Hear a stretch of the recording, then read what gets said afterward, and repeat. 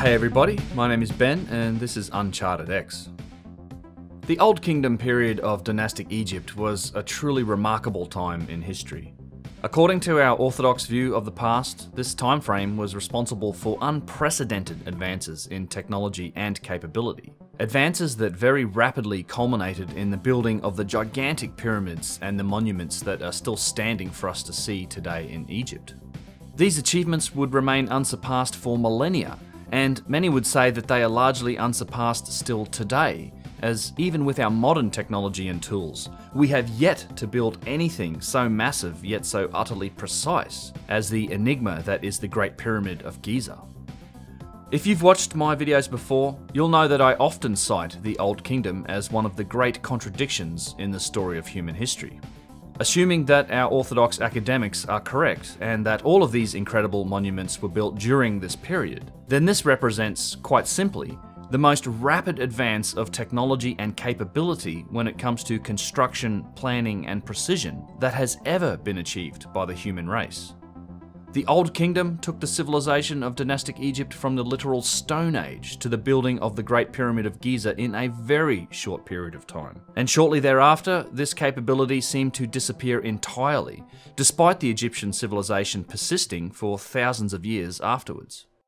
This is simply not how civilizations develop technology, peaking at the start and then degrading. And all you have to do in order to understand this is to look at the history of our own modern and so-called Western civilization. We didn't start with space travel and cell phones and then descend back to medieval castles, horse-drawn carts, and carrier pigeons. But that's the modern analogy for what supposedly happened after the Old Kingdom in Egypt, when you look at it from the perspective of technology. I've studied the advance of technology, and I've studied the history of human civilizations, and I've been doing both of these things for decades now, and my opinions on this topic have been very carefully considered over the years. In this video, I want to show you exactly why I find our orthodox explanation for the Old Kingdom and its monuments to be just so unlikely. I'm going to explain why I find the time frames so implausible, and why, at least to me, the Old Kingdom represents such a massive contradiction in the story of human history. I do think that there are other, much simpler and more elegant answers to the questions of how and when these incredible megalithic structures were first initiated. So let's take a high-level view of ancient Egypt, so that we can put the Old Kingdom, and specifically the period of the mega pyramid builders, into some context. Before we do that though, I need to mention a couple of cautionary notes that should always be in your mind when talking about these time periods that come to us from so long ago. Firstly, the fact that we have even a loosely cobbled together perspective at all of these times is something of a miracle, and it's a real credit to the professions of archaeology and Egyptology. There is scant real, firm evidence for any of this, and much of this story, as we know it, has been assembled from tiny clues, along with some giant assumptions, as we'll see when we dive into the details. The sources for the names of the kings of the various dynasties of ancient Egypt come primarily from several ancient texts. The Abydos Kings List, beautifully described in bas-relief in the plaster of the walls of the Temple of Seti I at Abydos, and then also the Turin Kings List, a badly damaged papyrus thought to come from the time of Ramesses II in the New Kingdom.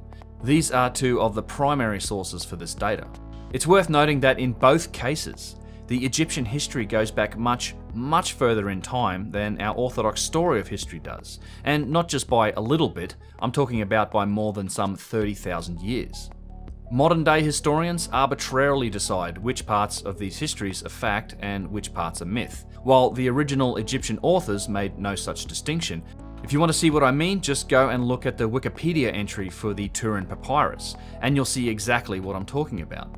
Not that Wikipedia could be considered a trusted source for anything much at all these days, but what it says about the Turin's Kings List is as follows.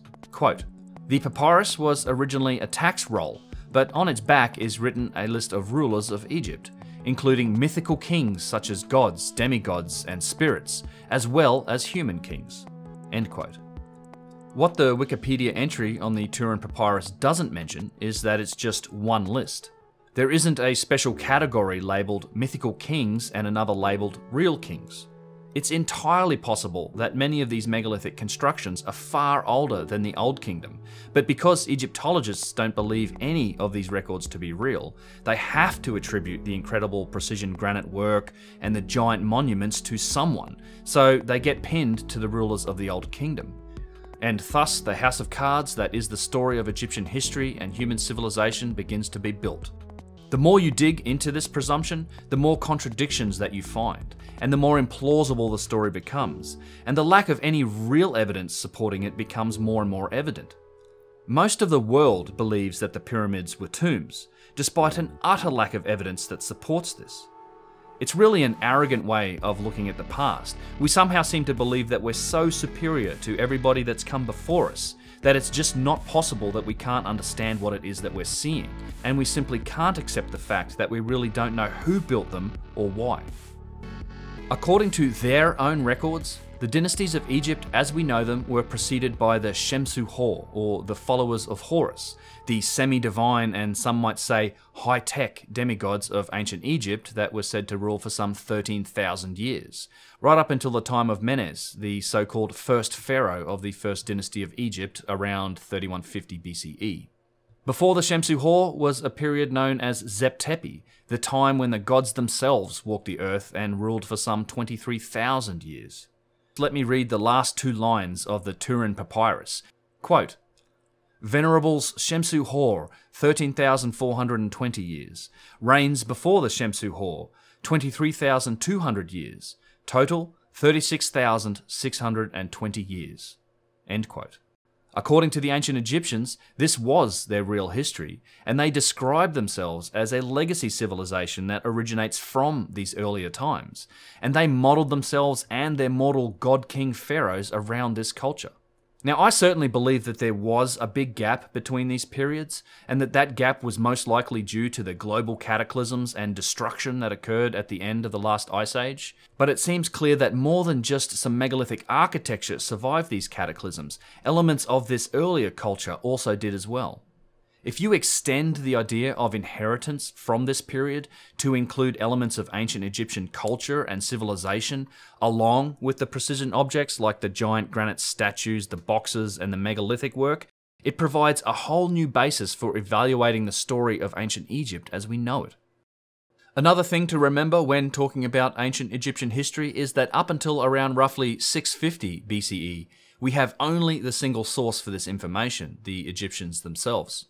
After this period, data on events and people can be cross-checked with data from other civilizations, like the ancient Greeks, and can therefore be considered somewhat more reliable.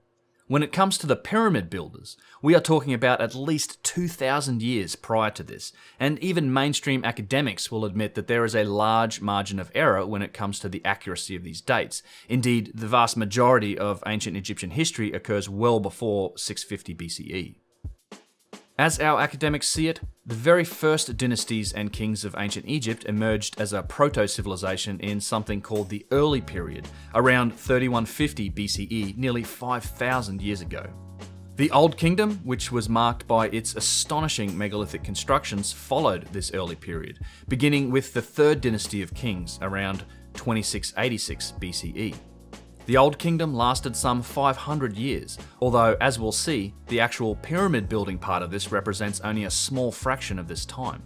The Old Kingdom is said to have ended after the 6th dynasty of kings around 2181 BCE. Following this was a roughly 150-year period known as the First Intermediate Period. Some call it the Dark Ages of ancient Egypt when the kingdom was divided. And this was then followed by the reunification of Egypt into the Middle Kingdom period, which lasted roughly 400 years from around 2060 to 1690 BCE. Then comes a second intermediate period of another 140 years, and the 5-century-long New Kingdom begins with the 18th dynasty around 1549 BCE. A third, longer intermediate period follows with the 21st dynasty around 1069 BCE, and it's at the end of this period in roughly 650 BCE that we can finally begin to use other sources to verify the events recorded by Dynastic Egypt. The so-called late period then brings us to around 332 BCE, and it's followed finally by the Ptolemaic or the Greek-Roman period. The Great Egyptian Civilization as we know it ends with Cleopatra, the last active ruler of ancient Egypt, who quite famously committed suicide by snakebite rather than be dragged on display through Rome in a triumph by Octavian. We, sitting at our computers and using our phones here in today's times, are closer to Cleopatra than she was to the Old Kingdom of Egypt. That's how truly ancient and long-lasting this civilization was.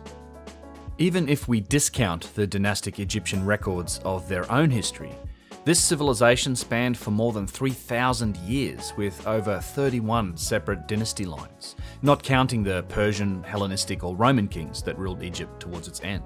Yet when you go to Egypt, when you go to the museums, and when you look at the attribution for the most impressive monuments and objects, you tend to see the same numbers repeated again and again. The third and particularly the fourth dynasty of kings seems to get all of the credit for the most impressive work, and you see these numbers written on the museum cards of nearly all of the objects that display aspects of high technology and precision manufacturing. Even the dynasty term is somewhat misleading, along with the Old Kingdom label, as it conjures up a mental image of hundreds of years and many generations of kings. While I'm sure the Orthodox historians would like this misconception in the general public to continue, it's simply not the case. All of the mega pyramids that are left standing today are attributed to rulers that span a mere 3 to 4 generations of kings, and these people were all members of the same family, and they mostly lived concurrently with each other. Let's take a closer look at this period and map it to the individual rulers with their famous giant pyramids that they are said to have built. I want to stress that this is the orthodox interpretation of these times, the stuff that is taught in schools and it's in the textbooks, and I'm going over this in order to shine a light on just how improbable this story is from a technological perspective. The era of pyramid building began with the Step Pyramid of Giza at Saqqara. Giza was a pharaoh of the 3rd dynasty, ruling for approximately 19 years around 2668 BCE. Before his time, and as far as technology went in Egypt, we're talking about clay pottery and small above-ground mastabas. These mastabas, they're flat-roofed, rectangular structures typically built from mud brick, and they've been used as tombs.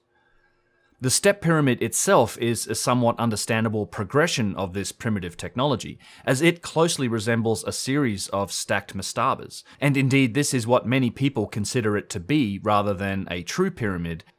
The real technological achievements, however, are hidden away underneath the seemingly primitive-looking structure on top. Underground, beneath the Step Pyramid, there are quite literally miles of tunnels, vast chambers, and multiple levels of construction that stretch out across the Saqqara region. I've explored some of these catacombs and tunnels, and it's certainly possible to get lost down here without good guides. Beneath the Step Pyramid is where they found more than 40,000 of the amazingly intricate and delicate stone vases, jars, and other objects made from some of the hardest natural materials known. These objects represent an astonishing technological leap forward from mud pottery, and any close examination of how they were made will simply just boggle the mind. Any engineer or stonemason worth their salt can instantly tell you just how impressive they are from a technical manufacturing perspective. Bear in mind that Orthodox historians don't believe Egyptians were even using the wheel until around 1500 BCE, which is a huge contradiction just all on its own. These vases and jars are clearly made not only by utilizing the power of the wheel, but with advanced wheel-based techniques and tools like lathes. Schist, diorite, alabaster so thin it's translucent, brittle materials, conglomerate stones made up of materials of different hardness, all worked into perfect symmetry, perfectly smoothed and polished, with interior spaces expertly hollowed out, and none of these could have been made without the use of considerable levels of technology. Pioneering explorer Flinders Petrie in the 1800s was one of the first to notice just how astonishing these objects are. And much like the tube drills and circular saw cuts that come to us from the same era, many of these show machining marks that can only have been made from diamond-tipped drills or an equivalent type of advanced technology. These stone objects range from tiny to quite large, and amongst them are some objects that would be incredibly difficult to create even today, objects like the infamous schist disc, which is an mysterious and complex object that happens to be attributed to the very first dynasty of Egypt, if you can even believe that. We'll come back to these jars and objects a little later on, and I'm definitely going to take a closer look at them in a dedicated video in the future. However, these jars are not the only tremendous advance in technology to be found underneath the Step Pyramid, and this next object is truly a smoking gun in my mind. It's something that hardly anyone even talks about, much less gets to see, and I'm quite excited to bring you some footage of it. 4 levels down, and underneath the center of the Step Pyramid, there is a giant underground chamber, and this chamber is some 28 meters high, or over 90 feet high. Freestanding in this chamber is an astonishing and gigantic multi-piece precision-carved granite box, and this is known as the Granite Burial Chamber. You can see its granite walls if you look closely behind the scaffolding in this footage. The box itself appears to be at least some 15 feet high, and the white ventilation tube that you see in this shot here is going up over the top of the box. As the camera pans up, you can see the true height of the chamber as the scaffolding extends upwards towards its ceiling. This box is made from 32 blocks of granite, most weighing around 3 tons, but with some up and over 10 tons. These blocks have been dry fitted together in that expert and ultra precise manner that is so characteristic of the truly megalithic work in this area. As with all of the other granite in Lower Egypt, these pieces had to have been shipped in from hundreds of miles away, most likely from Aswan in Upper Egypt, and then somehow maneuvered deep underground and then precisely shaped and laid down together. It's utterly amazing, and it's a huge contradiction in technology when compared to the Step Pyramid itself, yet this giant chamber and the box simply must have been constructed here before the Step Pyramid was built on top. Is it any wonder that this remains so well hidden from the general public, and that almost no one other than the officials ever get to see this area? Here's a look at a random bucket of stuff that is in one of the tunnels below this chamber, and it's still full of absolutely ancient and priceless shards of broken stone vases, and some of these still show machining marks. These are just laying around everywhere down here because there were just so many of them. And I do want to say that I really do hope that they are working on this area in order to open it up for the public someday. The credit for Djoser's Step Pyramid, and presumably also the subterranean construction underneath it, goes to his architect, who was possibly also a member of his family, and this was a famous fellow by the name of Imhotep. Now, Imhotep was greatly respected in the later ages of Egypt, and he was even treated like a pharaoh in his own right. Imhotep was said to be still alive during the reign of Huni, which began around 25 years after Djoser's reign.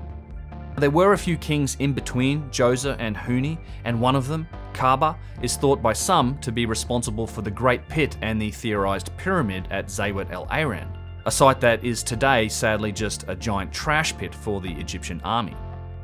Originally explored by Barsanti in the early 1900s, Zayat el-Aran features some frankly astonishing and massive works of granite, and these were evidently housed in a huge underground pit.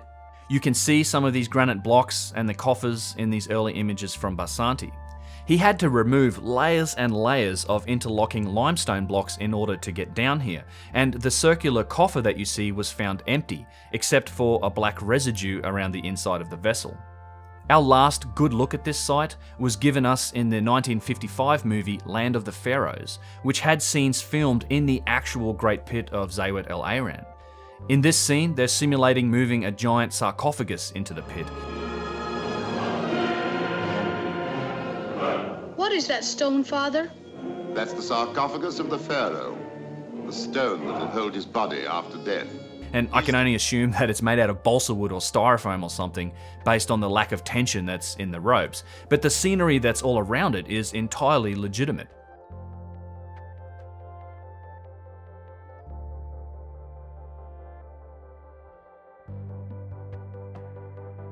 This is actually a pretty entertaining period movie. If you haven't seen it, I'd recommend finding it and checking it out. Sometime after this film, the area was claimed by the army, and at which time this pit just became a convenient hole in the ground to fill up with trash, as you can see from these Google Earth images. Hopefully future generations in Egypt can undo this travesty against history, as I'm sure these incredible granite blocks and the circular box will still be down here, waiting eternally to be rediscovered by humanity yet again. We mentioned Huni briefly. He was the last king of the 3rd dynasty, and he was the father of Seneferu, who was the first pharaoh of the 4th dynasty of the Old Kingdom, and he really kicked off the giant pyramid trend, beginning with the Great Pyramid at Meidum. This pyramid's outer layer has collapsed, leaving this strangely shaped internal superstructure of the pyramid exposed to the outside. Some say that Huni began this construction at Meidum and that Seneferu only finished it, but between the two of them they are generally attributed with building this entire complex. The Meidum pyramid is the first to have the iconic sloping passageway that leads eventually to a chamber with a corbelled ceiling, and some of the masonry work in the upper parts of this passage is very fine indeed. Much of the other masonry work inside this pyramid seems to have been damaged at some point in the past, perhaps by treasure seekers. Meidum is an incredibly interesting site that has fallen somewhat into disrepair in modern times, and I don't think it gets the attention that it deserves. The pyramid here seems to have been constructed in multiple phases, with its outer layer collapsing at some point in history as its foundations were on sand, rather than the bedrock foundations of the internal structure that's still standing today. In its original form, it would have been an almost identical shape to the Great Pyramid at Giza, albeit a little bit smaller, but it shared the Great Pyramid's specific slope angle of 51 degrees. There is also much more at the site of Meidum than simply a broken down pyramid, however. It's a true necropolis, with the remains of several other structures that also date back to Seneferu. Of particular interest is Mastaba 17, a huge mud brick construction that is more than 100 meters or 300 feet long, and it's incredibly accurately aligned to the compass. In fact, it's much more precisely aligned than the pyramid that it sits next to. Much like the step pyramid of Djoser, Mastaba 17 appears quite primitive above the ground, but when we venture into and under this structure via what's called a robber's tunnel, it opens up into a frankly astonishingly well-made megalithic chamber. Once again, we see amazing precision in the fit and finish of the walls, with individual blocks that curve around corners, much like we see in the Valley Temple at Giza or in the megalithic Coricancha in Peru. Most interestingly to me, however, is the earliest known example of a single-piece, precision-carved granite box that is still housed in this chamber. Of course, this is labelled as a sarcophagus, and despite being found by Flinders Petrie with its lid pried open, there were indeed some mummified remains still found inside. Now, I don't believe that this means that was the box's purpose. It may simply have been the last thing it was used for. Perhaps the dynastic Egyptians found this chamber and box. They used it for ceremonial purposes, and then they built the mastaba over the original construction that seems to have been here at some point in the past. Seneferu didn't stop just with Meidum. He then went on to also build the gigantic and incredibly complex step pyramid, as well as the huge red pyramid during his reign. Both of these are located at Dashur, which is north of Meidum, and he is also said to be responsible for the substantial satellite pyramids that are found on both of these sites. These pyramids are worthy of dedicated videos all on their own, and they're both absolutely astonishing achievements. Both are truly massive and megalithic, and their interior structures are labyrinthian in nature, with precisely shaped and laid blocks that are just so characteristic of that type of megalithic construction. The Red Pyramid has a set of just incredible chambers with corbelled ceilings reaching high up into the interior of the pyramid, and it has some very large limestone blocks that have been used in its construction. Just look at the size of the block that sits over the passageway at the end of this chamber. Quite a busy boy then was Seneferu. He was said to reign from somewhere between 24 to 48 years around the time of 2600 BCE, which is still not a long time when it comes to all of these building projects, along with their associated temples, causeways, and other elements. Anyway, exactly how many giant pyramids does a pharaoh need for a supposed tomb? Oh, he also spent many years away campaigning at war during his time as a ruler of Egypt. He wasn't just spending all his time building stuff, he still had the rest of the kingdom and his borders to worry about during his time on the throne. And this is a consistent theme that you find with the other giant pyramid builders as well. It's not like they were just building pyramids, they also had to wage war and do all the other things and basically run an entire kingdom. As far as Old Kingdom pyramid building goes, it just gets better from here. Sneferu's successor and possibly his son was Khufu, or Cheops if you like it Greek, and he supposedly built the really big pyramid that we all like to talk about so much. Of course, I'm talking about the Great Pyramid of Giza. It's hard to describe the real majesty and sheer vastness of this monument unless you've been there and seen it in person. It truly boggles the mind. It seems to dominate the skyline and landscape of Cairo even today in our modern times. We could sit here and talk about the Great Pyramid for hours, but let's focus on its relationship to Khufu, and honestly, there's almost no evidence at all that Khufu was responsible for the Great Pyramid. It's one of the major problems I have with the whole story of ancient Egypt.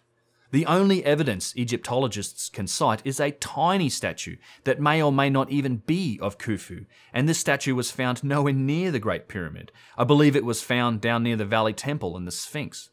Then there's the matter of the graffiti in the upper so-called relieving chambers that are above the king's chamber, evidence whose provenance could only be described as dodgy at best, whether you think it was done by the original builders, by Howard Weiss, or by somebody else. It's very much a controversial subject.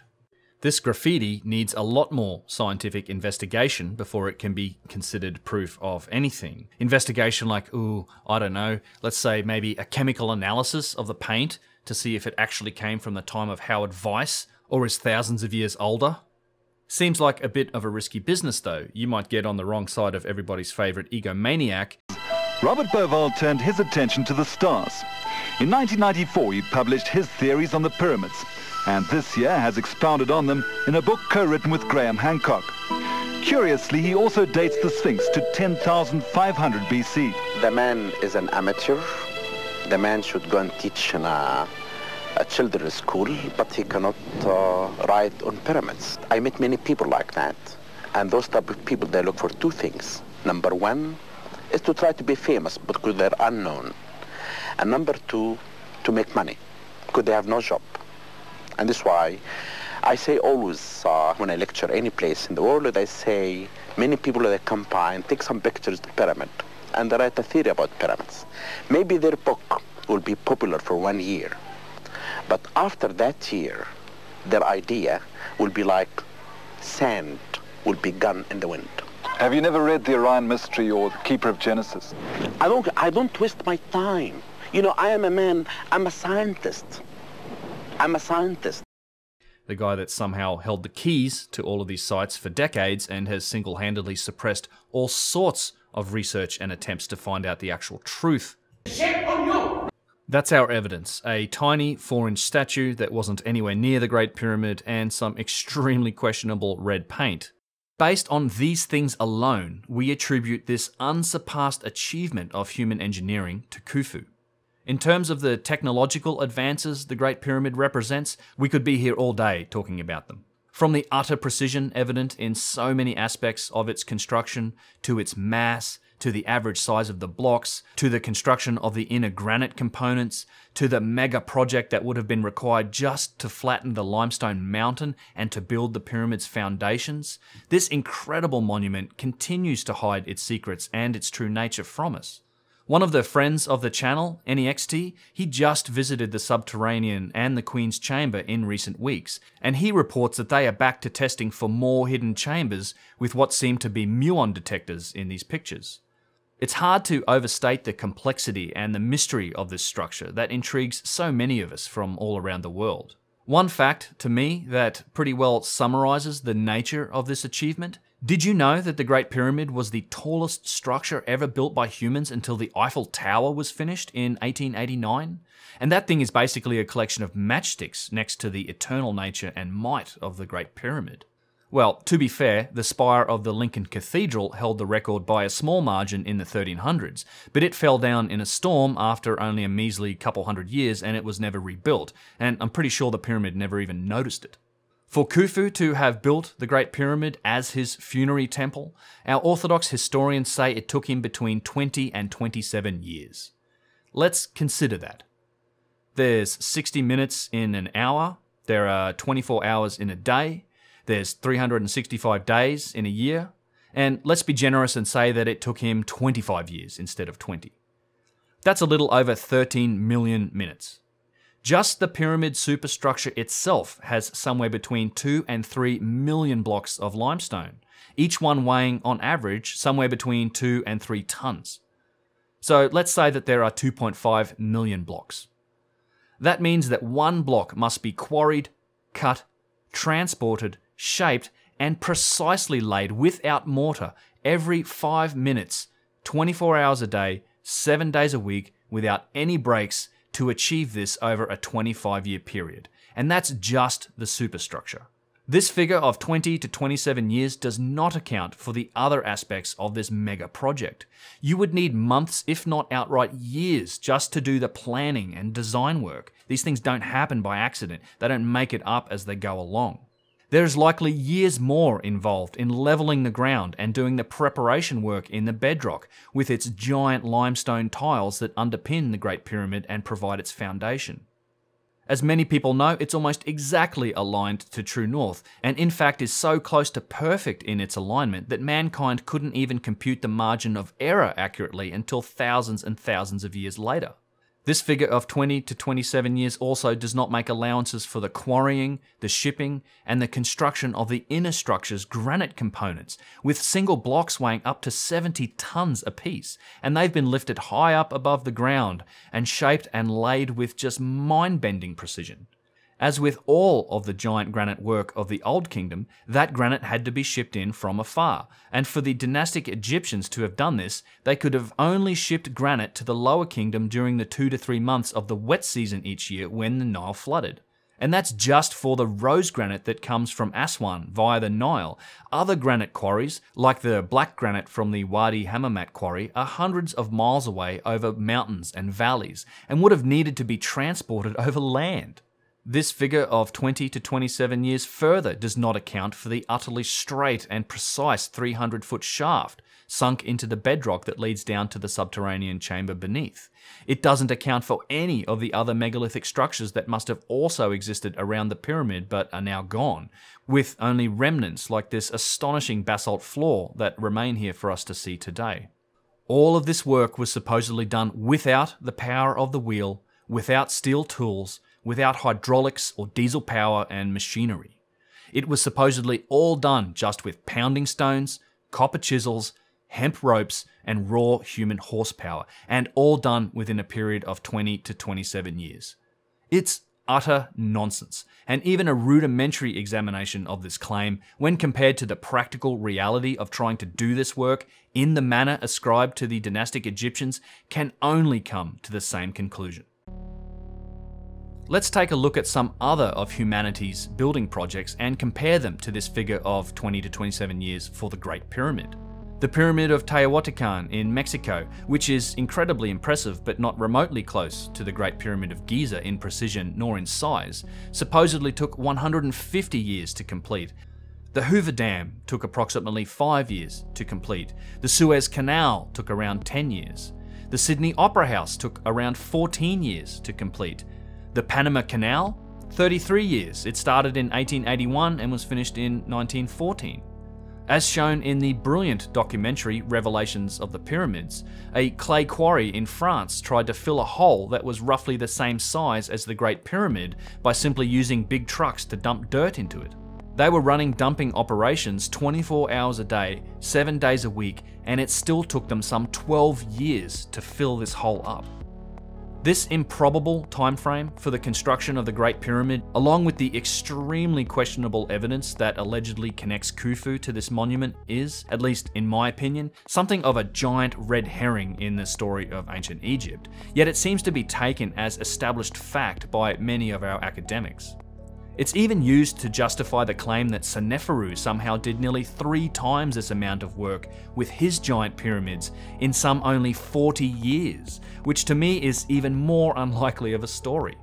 Quoting briefly from Frank Monnier's article, which was published in the Journal of Egyptian Archaeology, Volume 3 in 2018, titled The Satellite Pyramids of Meidum and the Problem of the Pyramids Attributed to Seneferu, from the conclusions section, quote, "Contrary to widespread opinion, it was quite possible for Seneferu to build all three giant projects at Meidum and Dashur. If one can accept that Khufu completed his huge funerary complex in around 27 years, there is nothing to say that Seneferu could not complete his three pyramids in 40 years, following a similar system of quarrying, transport, and installation of stone blocks." End quote. This conclusion, ladies and gentlemen, is horse dung piled most high. In what world was it possible for Khufu to do this in 27 years, with Bronze Age tools and techniques and no use of the wheel? Where is any skerrick of proof for this claim? I don't accept it, and further, I don't think that Seneferu built three whole giant pyramids for himself either. It just doesn't make any sense. Why would he even do that? The whole story of the Old Kingdom pyramid builders is a legitimate house of cards, and under no circumstances should we be accepting any of this as established fact, but that's exactly the claim that we get from mainstream Egyptology.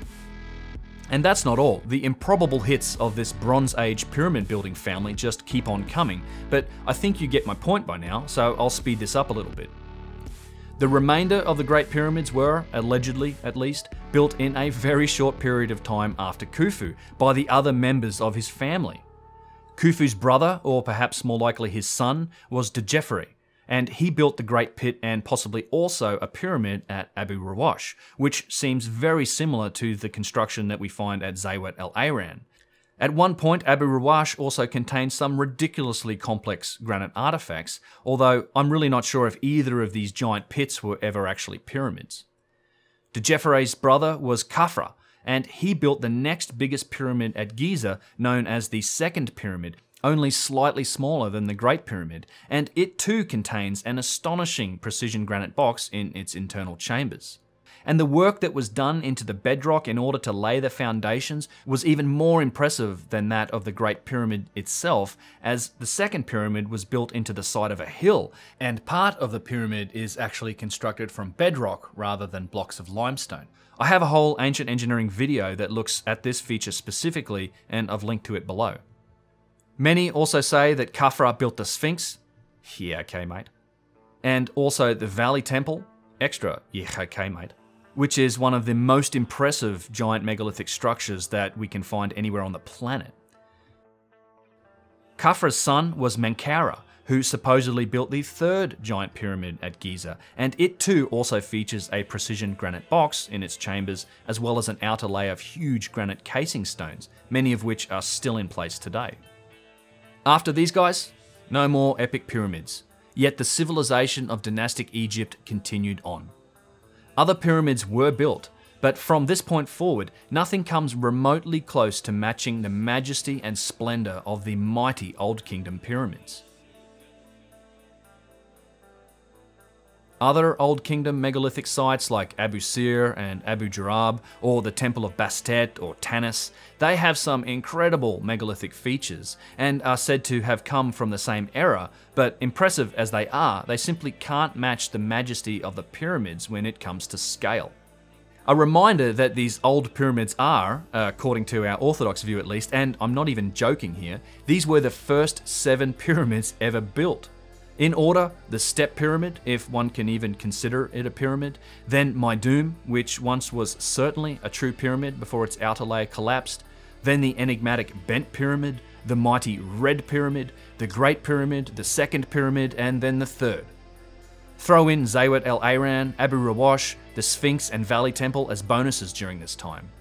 According to our Orthodox historians, and I want to reinforce that this is indeed the mainstream view, all of these monuments were not constructed over hundreds of years, but rather, if you go from Seneferu of around 2613 BCE to the end of Menkaura around 2510 BCE, in roughly 100 years. If we look simply at Giza, from Khufu to Menkaura, all of Giza was supposedly constructed in only around 80 years. We're not talking about hundreds and hundreds of years here. Rather, this was the span of just a few generations of a single family to whom we attribute all of the building, quarrying, the shipping of granite, the astonishing engineering work that was done into the bedrock, all of it. It was all supposedly done with primitive Bronze Age tools, ropes, and manpower. It's laughable to me that we think that this is even possible. It gets even more ridiculous if you throw in all of the other Old Kingdom works and sites that aren't specifically part of the pyramids. All of the giant granite columns and statues of the places like Tanis and the Temple of Bastet, all of the underground shafts and the boxes in the Osiris shaft and at the Osirian at Abydos, and so many other places. If you've watched my videos before, you'll know that I think that there is another possibility that explains all of this. That much of this work, much of the megalithic foundations, the precision objects like boxes, vases, statues, the granite cores of these structures, the bedrock work, the subterranean work, I think that much of this could have been inherited by the dynastic Egyptians. They then worked on them, they renovated them, they claimed them for themselves, and they used them in their own culture. The evidence for this inheritance is everywhere if you look closely enough. Returning to the stone vases that were found underneath the Step Pyramid and also in other locations, many of these vases were used as canopic jars in the ritual mummification process of ancient Egypt. Why then were these canopic jars sealed with mud lids that are still proudly displayed in the museum? Would you not make lids of the same form as the vases if indeed you had the capability to make the vases in the first place? It doesn't make any sense.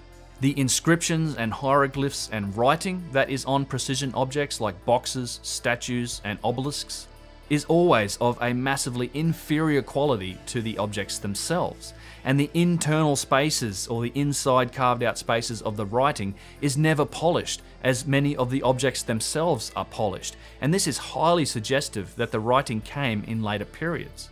Many of these highly polished and precise objects also show evidence of machining marks, marks from technology that frankly is just not possible for the ancient Egyptians, and you never ever see such marks on the writing itself.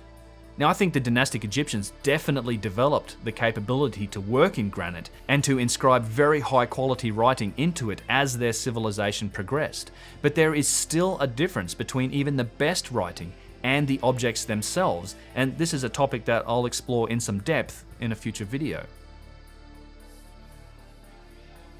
The highest forms of technology when it comes to architecture always seem to be in the oldest layers of the sites, in the cores of these sites, and they must have been done first. Here's an example. At Maidoom, the megalithic chamber that is underneath the rough mud brick mastaba that we talked about earlier, it's seemingly cut off from this mastaba. Even Petrie, once he eventually found this chamber, it took him 19 years, he remarked that, quote, "It was as if there was never any communication between the builders of the chamber and the builders of the mastaba," end quote. The giant granite box and the chamber that is underneath the Step Pyramid of Giza are far more advanced than the pyramid that sits on top, and they must have been here before the pyramid itself was built. We find a similar story with the pyramids themselves. The oldest internal layers are the highest form of technology. Undoubtedly, the dynastic Egyptians worked on these sites. They repaired them, they modified them, they used them, and I think on all of these sites they likely had multiple eras of construction, just as they've had multiple eras of quarrying and destruction in the times since. The Egyptians themselves claim that they are a legacy civilization, that they base their culture from earlier ones, the Shemsu Hor and Zep-Tepi, the time of the gods. If they inherited significant aspects of these earlier cultures, like the giant precision statues, it's no surprise that they modeled their own culture after this style. They tried to look like them, and we really can't separate the dynastic Egyptians from this megalithic builder culture. I think it's as the Egyptians said it was, that they are a legacy of those that came before, and those that came before are now lost to us. They were wiped out in the cataclysms of the past. Modern science is also supporting this theory of more ancient cultures, with the extension of the human timeline, in that we are much older now as a species than we had previously thought. And we also know from genetic indicators that we have been all over the world at some point in the distant past. Ancient maps like the Piri-Reis map or the Oronto-Phineus map provide even more indicators of highly advanced technology that existed in antiquity. These maps contain extremely accurate sections of coastlines that could only have been mapped using technology that, at least as far as we know, has only existed for the last couple of centuries. Despite this, these maps come to us from the very distant past, and the accurate sections of them, like the coastline of Antarctica that is under miles of ice today, were admittedly copied from even more ancient source maps, and these source maps are now also lost to us. Somebody was mapping the world very accurately, which is not an easy thing to do, and they did it seemingly during or even before the last ice age. The climate history of the planet also supports this inheritance theory, with the discovery of some of the details of the cataclysms of the Ice Age, in particular the Younger Dryas. And this was an extinction level event that would have certainly removed any organised civilization from Earth. These cataclysms took place only some 13,000 years ago, and they wiped out half of the megafauna on the planet, and I have a bunch of videos that talk about it. Of course, I can't claim that any of what I'm saying here is definitive proof. It's merely an interpretation of the evidence as I see it. I'm always open to new data, and I do my best to account for the advancement in knowledge and understanding in scientific disciplines outside of history and archaeology. I try to look at the achievements of the past from an engineering perspective, and I want to listen to engineering and construction experts, not Egyptologists, when it comes to these sort of technical topics. Almost universally, practical people, engineers, stonemasons, construction workers and the like, they immediately realize the immensity of the challenges and the height of achievement that is represented by the building of these monuments. This is even more impressive if you consider the methods that are ascribed to their building by the Egyptologists, who, quite frankly, just simply aren't qualified to offer expert opinions on mega construction projects. I have a whole series of ancient engineering videos that look at various aspects of these ancient sites. They're in a playlist and I've linked to that below. I think we can now start to rule out some of the more improbable solutions to the puzzle of history. I firmly place the mainstream account of the Old Kingdom, and in particular the era of the mega pyramid builders, into this improbable bucket. It doesn't make any sense from a timeline perspective, from a technology perspective, or from a civilization growth perspective, and there is very little solid proof that ties the pyramids to these pharaohs and therefore to the timeline. When you consider all of these factors together, isn't that enough such that we could at least take a fresh look at the past with a more open mind? Ultimately, that's really all I want. I think we have the capability to answer many of these questions, if only we had the courage to look with the possibility of ancient high technology in mind, rather than simply dismissing it out of hand. If we did this, then we might find ourselves on the path to eventually finding the truth.